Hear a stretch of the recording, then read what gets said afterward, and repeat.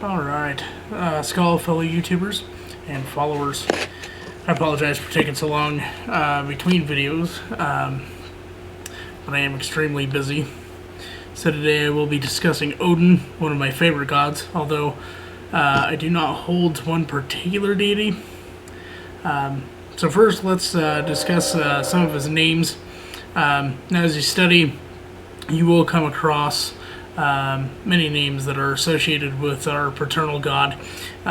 These I have written down here are just the top few. Please remember, I am not yet a master of pronunciation, so please bear with me. First we have Odin. Obviously this is the most common name known to everyone. Comes up the most often. He also has two famous nicknames. Of course, there are more than that. The One-Eyed Wanderer and the All-Father. In text, you will also see his name written a couple of ways. So, you have Woden. Excuse me. I apologize. Let me back up. So you have Woden, which is Old English. You have Woden, which is Old Saxon, and then you have Wotan, and Wodenaz, which is Old German. And I'm sorry about my handwriting; it's horrible.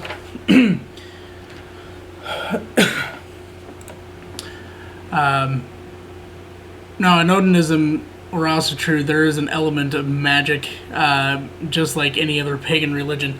Therefore, the gods are over different dominions. We will discuss the magic portion later.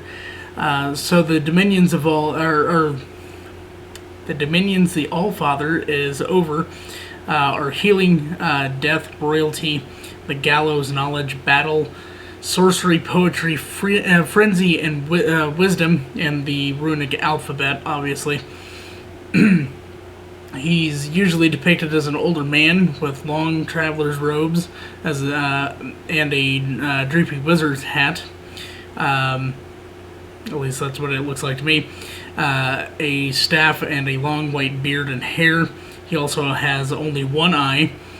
He is also depicted as a strong older man with armor and a spear, one eye, and seated usually upon his throne. Odin is always accompanied by his pets Raven, Hunan, and Munin, who go out into the world and bring back news to Odin.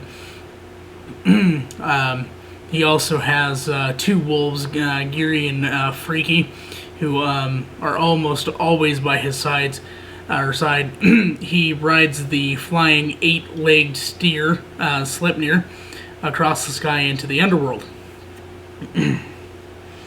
Odin is known for having many sons. Those include but are not limited to Thor and Balder. He is married to Our Lady Frigg. He oversees the Hall of Valhalla and the Valkyries. He will lead the Einherjar, those that have gone to Valhalla, into battle during Ragnarok. The runes or symbols that he is associated with that I have, there are three that I have found. The first one is the rune Ansuz. I gotta bring up my camera, otherwise I can't see if I'm giving you guys the images or not. So you have the rune Ansuz, and you also have the Vulcanut, which you'll see a lot of people wearing. There's those two, and then there's Odal and or also known as Othala, represents the O sound. This is another rune, not as commonly used, but however, I did find it within the scope of stuff that may be associated with him.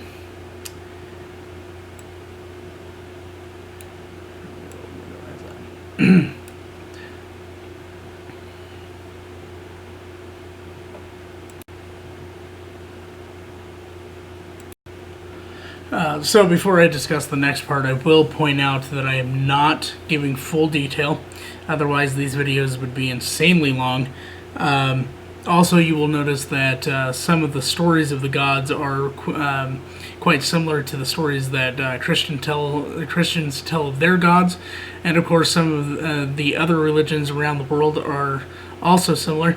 They can be attributed to those religions taking from paganism to to make converted pagans feel better about converting.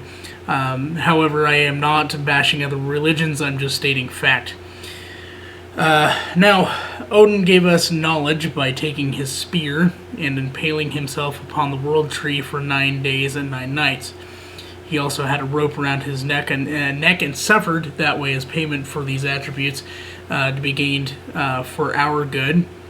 This is also how he gained the knowledge of the runes. Without him having done that, we would not have the knowledge of runes today, or even back then.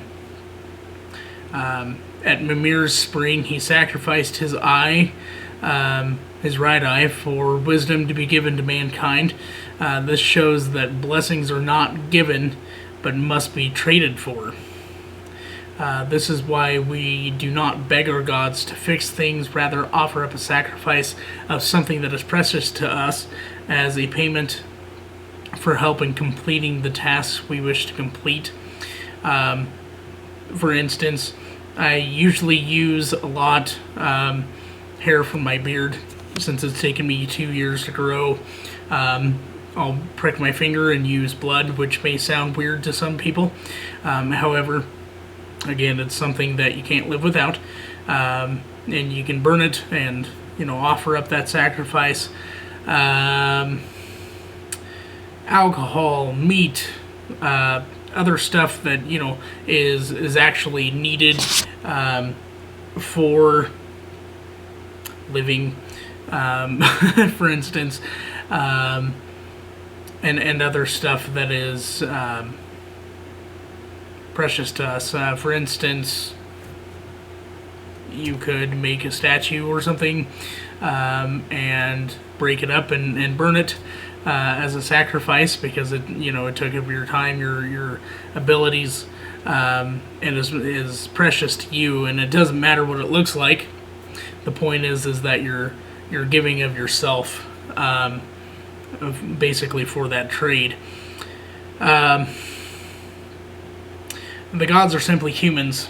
This is a point that was made to me a while ago, and I found this thought process very interesting. So the gods are simply humans with amazing attributes that supersede our own abilities.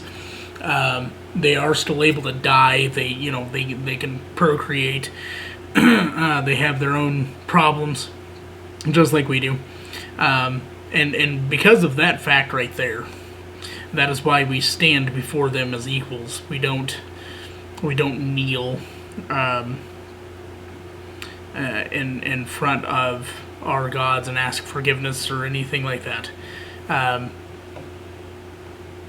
That is a huge difference that you will find in our religion,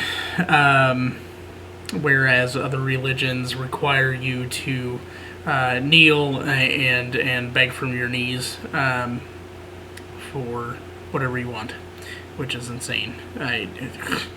If you are not willing to go out and work for what you have, now I'm not saying that help is not needed. If you have assistance, great, whatnot, as long as your end goal is to be 100% on top of things, then that's our ultimate goal. You will find later in one of my videos, we will be discussing the 9 virtues. That is something that every Odinist and Asatru should be living by. It's not a simple task, that's for sure. I struggle with it every day. but the point is that you were to be ever changing, ever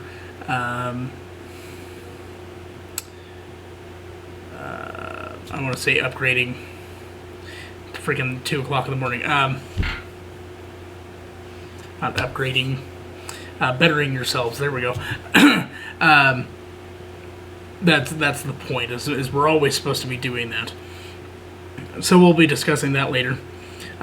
So that is all I have on Odin at this time. Again, please remember that my knowledge is still being built, and that there's way more information on these subjects, and that I fully encourage you to go find that information. Again, like I said in my last video, this religion is one of study. So if you cannot go find information because you just want to listen to videos and have somebody tell you, then you're just wasting your time. No, with that being said, I understand some people have trouble studying. Therefore, you need to find somebody who's willing to sit down and help you out. As long as you were trying to gain that knowledge and try to expand upon what you're learning, that's all you can do. So, Skull, may the old gods smile upon you, and you have a wonderful day.